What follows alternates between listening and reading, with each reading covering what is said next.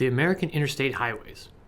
Not very exciting, but this system of roads has transformed the country. Here are some things you may not know about the interstate highway system. The first interstates were built in 1956.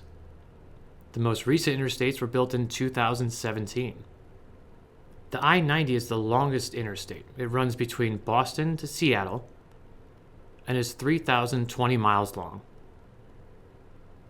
The shortest interstate, well, depending on how you categorize it, the shortest interstate is the I-375 and can be found in Michigan with a distance of 1.06 miles.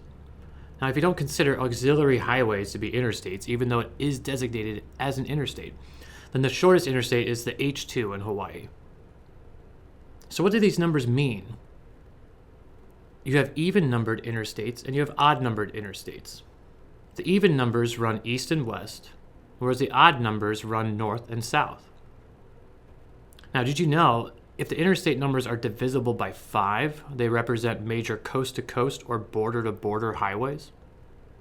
Have you taken a cross-country road trip on one? Let us know. We'd love to hear about it.